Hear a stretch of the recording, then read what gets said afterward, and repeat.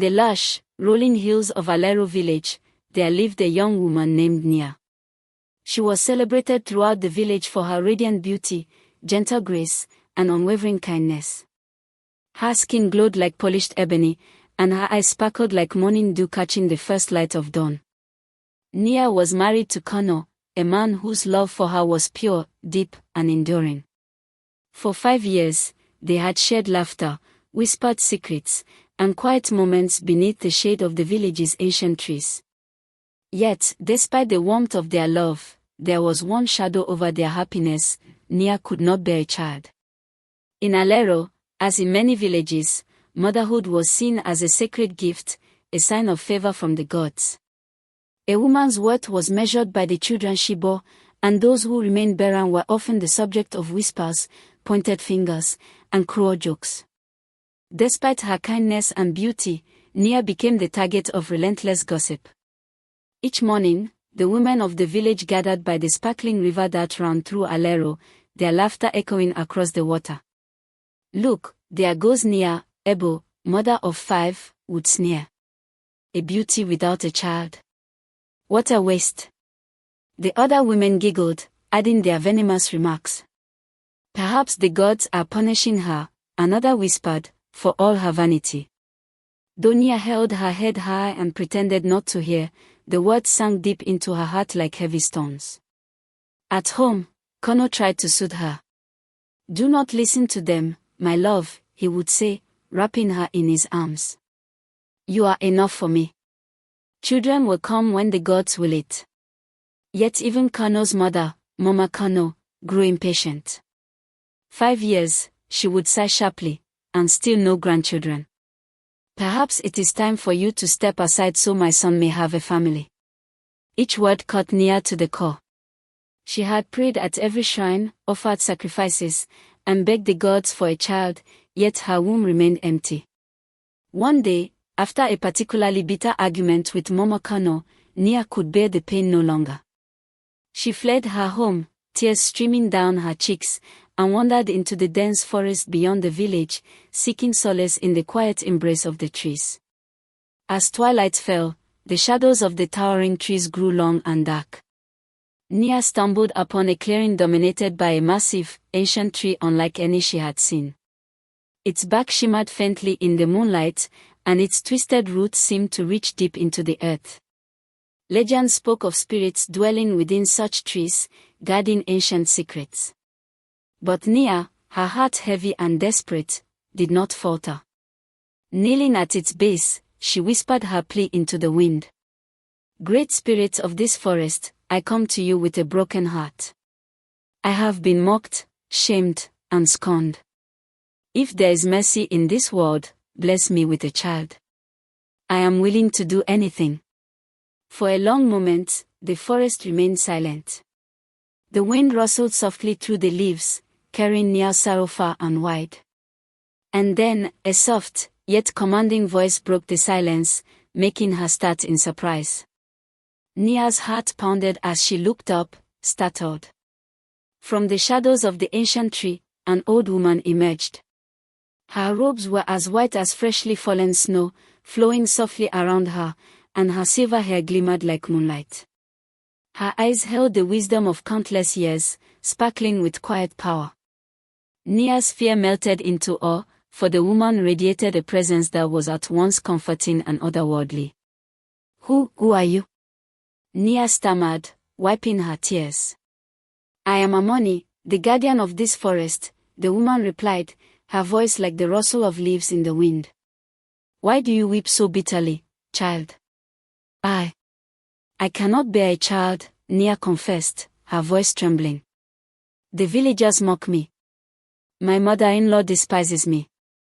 I have prayed, sacrificed, and begged the gods, but still my womb remains empty. I would give anything to hold a child of my own." Amoni studied her carefully, her gaze penetrating yet gentle.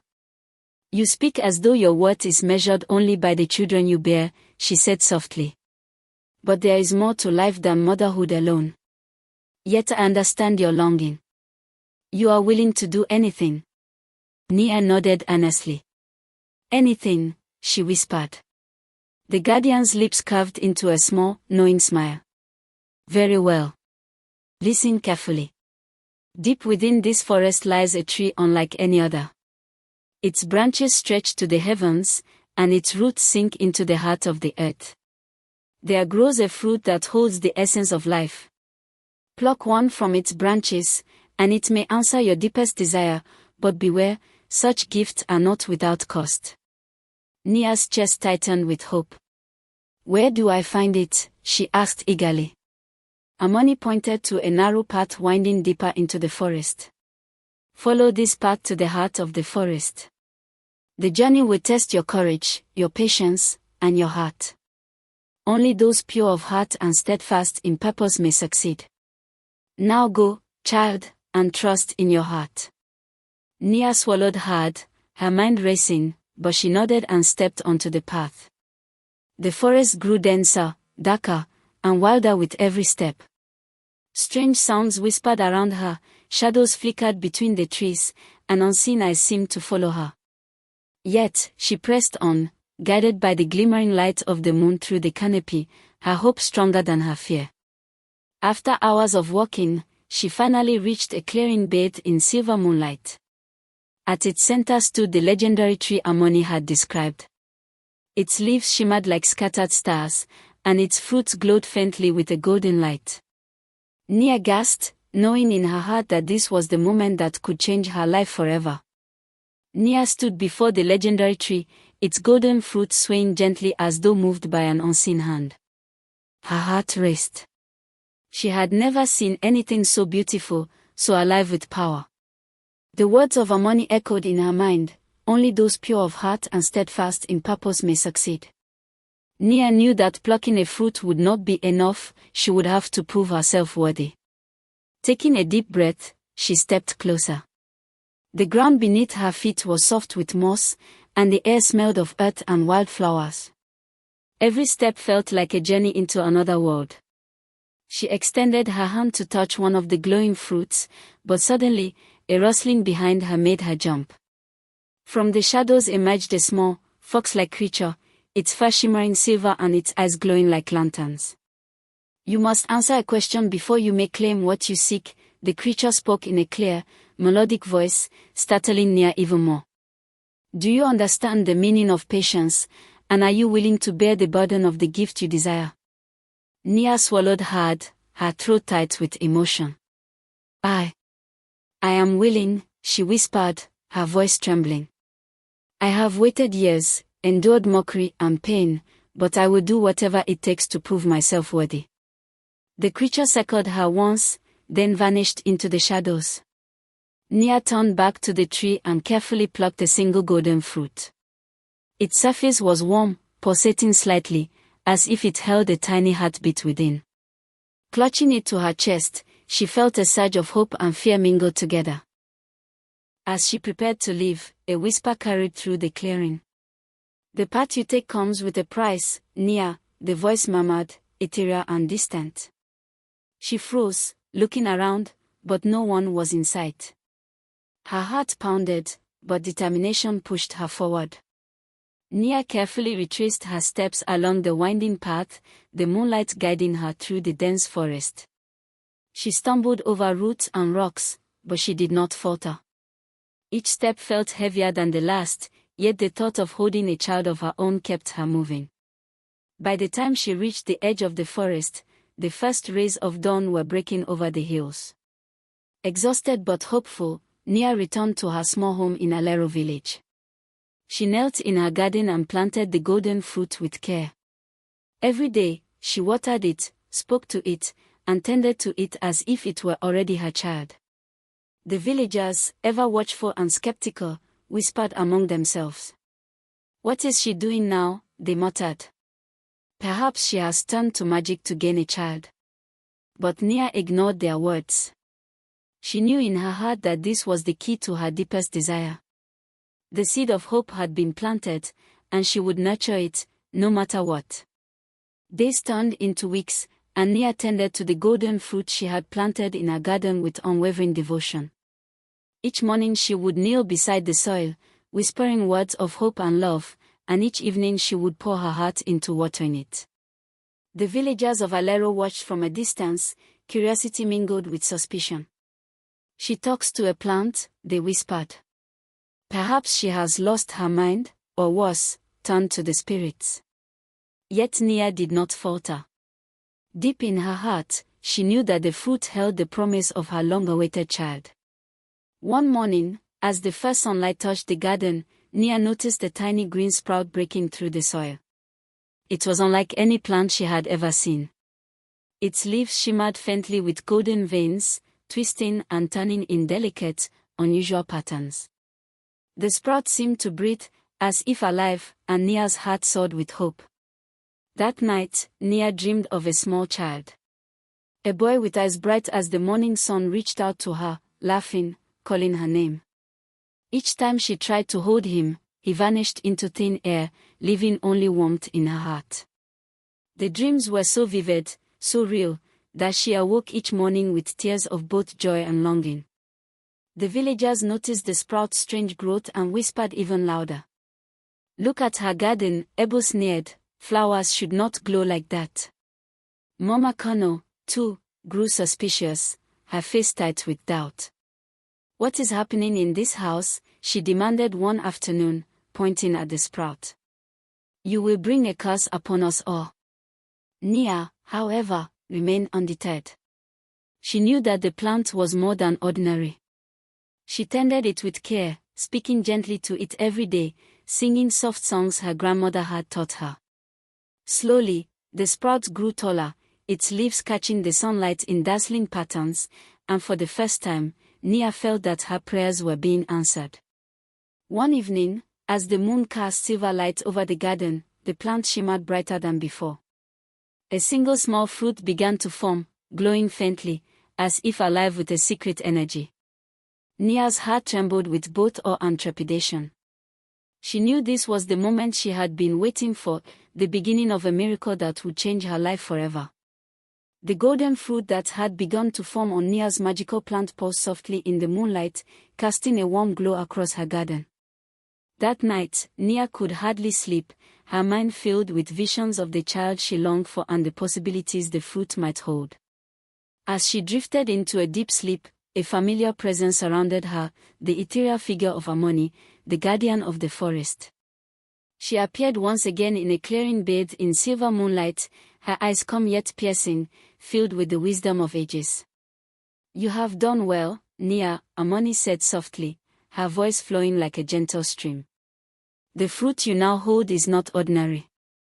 It contains the essence of life and may grant you the child you have longed for. But all gifts from the spirits carry conditions. You must understand the responsibility that comes with this blessing." Naya's heart raced. "I will do whatever is needed," she said earnestly, kneeling before the guardian. "I have waited so long. I am ready." Harmony nodded slowly, her gaze intense. "Listen carefully. You must eat the fruit at sunrise. If you do, your wish will be granted, and you will conceive a child. But your child will not be like others. He will be tied to the spirit of the forest. His life, his gifts, and his destiny will be shaped by the magic that brought him into the world. You must love, protect, and guide him, for he will belong to both your world and the spirit's realm." Naya felt a mixture of fear and hope swell in her chest. "I understand," she whispered. "I will raise him with all the love in my heart, no matter what the cost." When dawn broke over the hills of Alero, Naya held the golden fruit in her hands. Its surface shimmered, warm to the touch, and pulsed with an inner light. She closed her eyes, whispered a prayer to the gods, and bit into the fruit. The taste was sweet, unlike anything she had ever experienced, like sunlight mingled with the soft fragrance of blooming flowers. A warmth spread through her body, gentle yet powerful, as if life itself had taken root within her. Weeks passed, and soon Naya discovered she was with child. Her joy knew no bounds. Kano wept tears of happiness, embracing her tightly, and even Mama Kano, who had once scorned her, softened, her heart touched by the miracle. The villagers, who had mocked Naya for years, now whispered in astonishment, curiosity replacing their ridicule. But every night, Naya dreamed of her child, always the same small boy, his eyes bright and shining, reaching for her, laughing, but surrounded by shadows that reminded her of Amoni's warning. She knew the path ahead would be both miraculous and challenging, and her heart brimmed with both joy and trepidation. The months passed swiftly, and Naya's belly swelled with the life she had longed for. Every morning she tended to the magical plant, speaking softly to it, as though it shared in her anticipation. Kano stayed by her side, filled with a joy he had never known. Even Mama Kano, once so harsh, now marveled quietly at the miracle growing within Naya. When the day of birth arrived, it was as though the entire village held its breath. Naya labored through a long and difficult night, but her spirit remained unbroken. At the first light of dawn, a cry pierced the air, a cry so pure and resonant it seemed to carry the essence of the forest itself. Naya held her newborn son in her arms, and for the first time in her life, she felt complete. The baby's skin was smooth like polished ebony, and his eyes gleamed with an unusual light, like sunlight dancing on the surface of a river. Kano looked on in awe, tears streaming down his face. "He is perfect," he whispered. "A gift from the gods themselves." Naya named her son Te, meaning, "he has been seen," for she felt that the spirits had watched over her and guided this moment. From the first day, it was clear that Te was no ordinary child.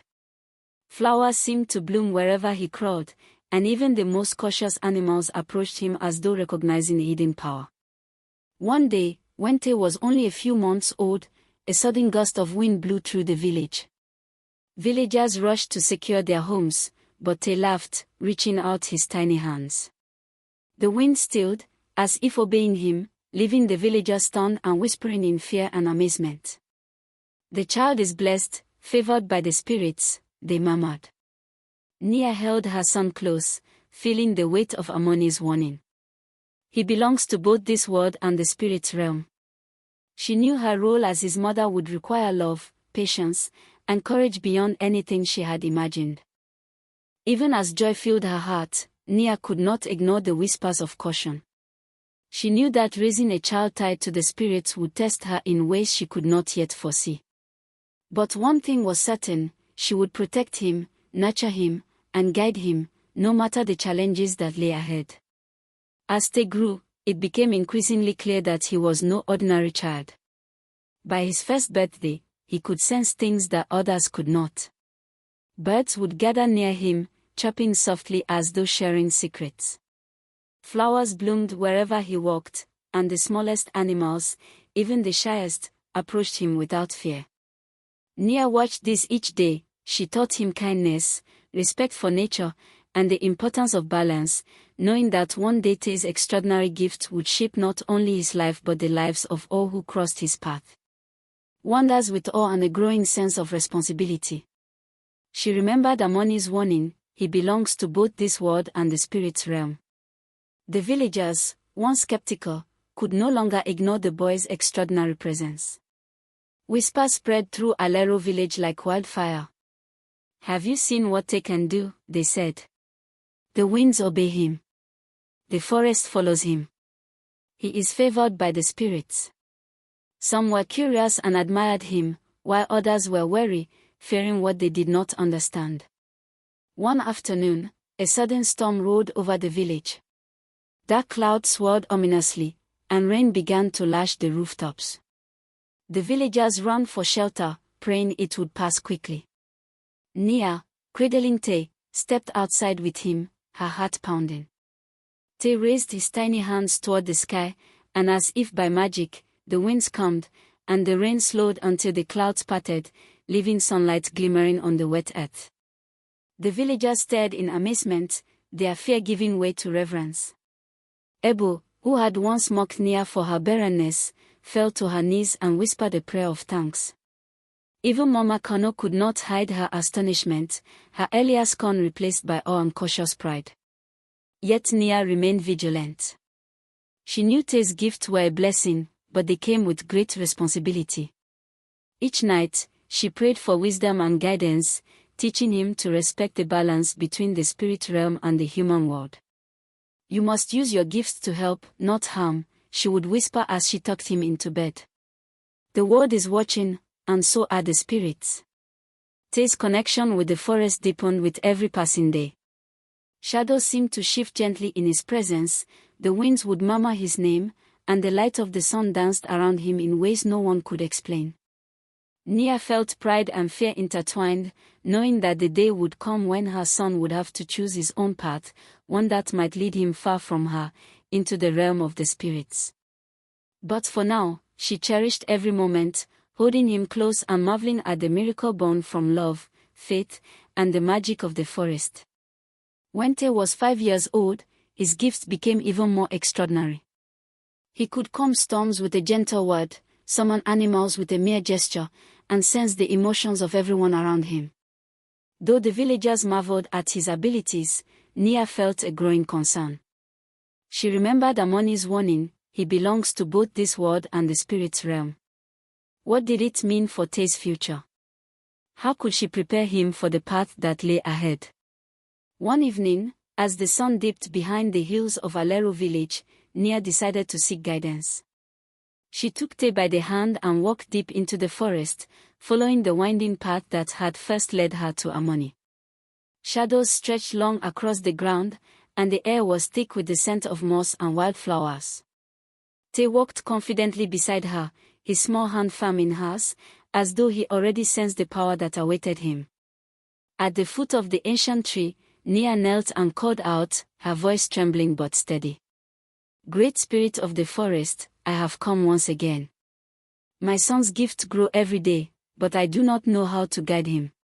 Please, show me the path, and tell me what lies ahead." For a long time, the forest remained silent. The wind rustled through the leaves, carrying whispers that seemed almost like voices. Just as Naya began to despair, a familiar figure emerged from the shadows. Amoni stepped forward, her silver hair glowing in the soft light.